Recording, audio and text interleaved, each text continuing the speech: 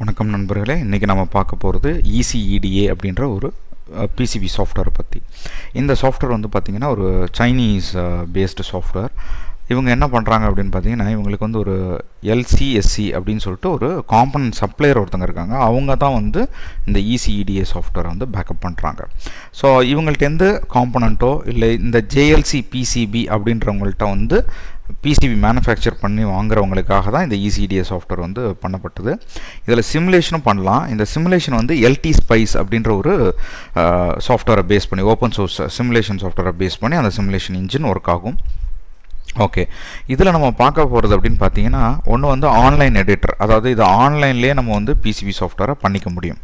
So இது ஆன்லைனில் வந்து பிசிபியை வந்து நம்மளால் இங்கே லாகின் பண்ணிட்டோ இல்லை ஃபஸ்ட்டு ரிஜிஸ்டர் பண்ணோம். நீங்கள் ரிஜிஸ்ட்ரேஷன் கேட்கும். அந்த ரிஜிஸ்ட்ரேஷன் டீட்டெயில்ஸை நீங்கள் கொடுத்தீங்க அப்படின்னா அதை பேஸ் பண்ணி உள்ளே போயிடலாம்.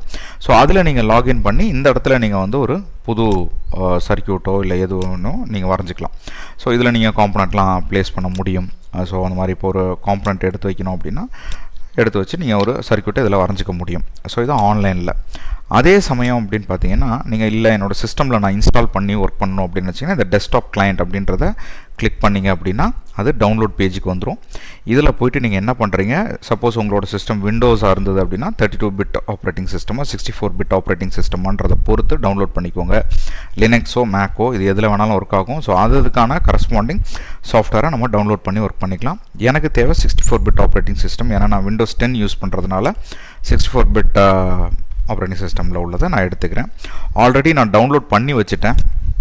ஸோ இந்த சாஃப்ட்வேரை நம்ம இன்ஸ்டால் பண்ணி நம்ம எப்படி ஒர்க் பண்ணுறது அப்படின்றத நம்ம பார்க்கலாம். சரிங்களா? ஸோ இப்போ நம்ம ஸ்டார்ட் பண்ணலாம். நம்ம சாஃப்ட்வேரை இன்ஸ்டால் பண்ணலாம்.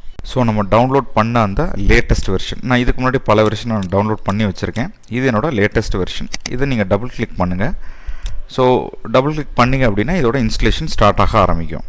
சரிங்களா? நீங்கள் ஒன்ஸ் சாஃப்ட்வேரை EasyEDA இன்ஸ்டால் பண்ணதுக்கப்புறம் நீங்கள் இந்த இடத்துல உங்களுக்கு ஒரு ஐகான் இருக்கும் டெஸ்க்டாப்பில்.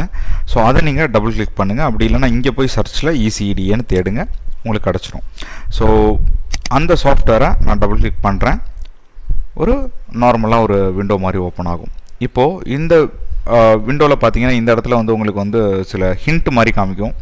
நான் ஏற்கனவே ஓப்பன் பண்ணதுனால அதை காட்டல, உங்களுக்கு காட்டும். அதை ஸ்கிப் கொடுக்குறதுனா கொடுத்துருங்க, இல்லை பார்க்குறதுனா பாருங்கள். நெக்ஸ்ட் கொடுத்து பாருங்கள் என்னென்ன இருக்குது அப்படின்றது. இதுதான் அதோட டிஃபால்ட் லைக் பேஜ். ஸோ இந்த பேஜில் வந்து பார்த்தீங்கன்னா standard mode, change to simulation மோடுன்ற மாதிரி 2 டேப் காட்டுது. குயிக் ஸ்டார்ட், நியூ ப்ராஜெக்ட் ஆரம்பிக்கணும் அப்படின்னா பண்ண சொல்லுது. டுட்டோரியல் போக சொல்லுது, வீடியோஸ் போக சொல்லுது, யூசர் ஃபோரம், எக்ஸ்ப்ளோர் போக சொல்லுது. இங்கே மெசேஜ் காட்டுது. இந்த இடத்துல ரிஜிஸ்டர் அண்ட் லாகின் இருக்கு இல்லையா, இதில் வந்து நீங்கள் ரிஜிஸ்டர் பண்ணுங்கள். அப்போ உங்களோட ஃபைல்ஸை வந்து நீங்கள் வந்து ஒரு காப்பியை வந்து க்ளவுடில் சேவ் பண்ணி வச்சுக்க முடியும். அப்படி இல்லை நீங்கள் வந்து யூசர் ஐடி பாஸ்வேர்டு கொடுத்து ஏற்கனவே ஆன்லைனில் ரிஜிஸ்டர் பண்ணிங்கன்னா லாகின் கொடுத்துருங்க. லாகின் கொடுத்து அதே யூசர் ஐடி பாஸ்வேர்டு கொடுத்து நீங்கள் லாகின் பண்ணிக்கலாம் உள்ளர.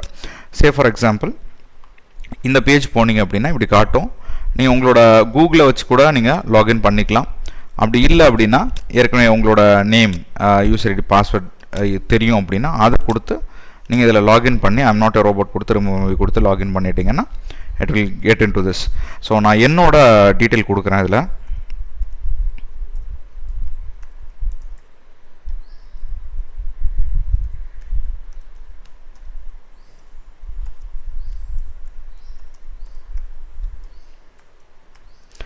ஸோ உங்களோட டீட்டெயில் இதே மாதிரி நீங்கள் ஃபில் பண்ணி கொடுத்துட்டீங்க அப்படின்னா முடிஞ்சிச்சு. ஸோ சில நேரம் கேப்சாஸ் கேட்குறதுக்கான வாய்ப்புகள் உண்டு.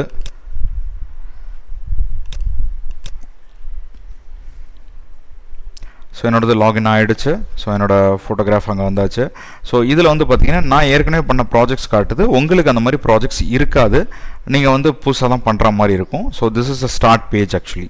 ஸோ இதில் நம்ம எப்படி ஒர்க் பண்ண போகிறோம் அப்படின்றது தான் இப்போ விஷயம். ஸோ இதில் எப்படி ஒரு ப்ராஜெக்ட் பண்ணுறது அப்படின்னு பார்க்கலாம். எய்தர் இந்த இடத்துல போய் நியூ ப்ராஜெக்ட் கொடுத்து அந்த ப்ராஜெக்ட்டுக்கு நேமை கொடுத்து அந்த ப்ராஜெக்ட்டுக்கான டிஸ்கிரிப்ஷனை கொடுத்து சேவ் கொடுங்க. அப்படி இல்லை அப்படின்னா ஃபைலில் போய் நியூ போய் ப்ராஜெக்ட் கொடுங்க. அது ஒரு ப்ராஜெக்டாக ஓப்பன் ஆகும். ஸோ இந்த ப்ராஜெக்ட் அப்படின்றது வந்து என்னென்னா அந்த ப்ராஜெக்ட் நேம் அவ்வளோதான். அதில் நீங்கள் வந்து இப்போ ஃபார் எக்ஸாம்பிள் நான் வந்து ஒரு பவர் சப்ளை அப்படின்றது நம்மளோட டிஃபால்ட் இல்லையா. ஸோ நம்ம அதையே ட்ரை பண்ணுவோம். ஸோ பவர் சப்ளைன்னு கொடுக்குறேன். அந்த பவர் சப்ளை என்ன மாதிரி பவர் சப்ளைன்றதை கொடுத்துட்டு நான் சேவ் பண்ணேன் அப்படின்னா இங்கே சேவ் ஆகிடும். ஸோ இந்த பவர் சப்ளையில் எனக்கு எந்த ஃபைலும் இல்லை. ஸோ இதில் நீங்கள் போயிட்டு என்ன பண்ணணும், ரைட் கிளிக் பண்ணுங்கள், அங்கே போயிட்டு ஃபைலில் நியூ ஸ்கீமேட் நியூ பிசிபி காட்டுது இல்லையா, ஸோ இந்த இடத்துல நியூ ஸ்கீமேட் நியூ பிசிபி கொடுக்கலாம். அப்படி இல்லைன்னா ஃபைலில் போய் நியூவில் போயிட்டு ஸ்கீமேட் அப்படின்னு கொடுத்தீங்கன்னா இந்த ஸ்கீமேட் ஓப்பன் ஆகிடும். இந்த ஸ்கீமேட் ப்ராஜெக்டை நீங்கள் அதில் சேவ் பண்ணுறதுனா பண்ணலாம். சரிங்களா? ஸோ இதில் ஏற்கனவே பவர் சப்ளை அப்படின்ற ப்ராஜெக்ட் பண்ணிட்டேன். இதில் போயிட்டு நியூ ஸ்கீமேட் கொடுக்குறேன். ஸோ எனக்கு வந்து இங்கேயே ஸ்டார்ட் ஆகிடும். இந்த பவர் சப்ளை ஸ்கீமேட்டை நான் வந்து சேவ் கொடுத்தேன் அப்படின்னா எனக்கு அங்கேயே சேவ் ஆகிடும். இப்போ பார்த்தீங்கன்னா சேவ்னு கொடுக்குறேன்.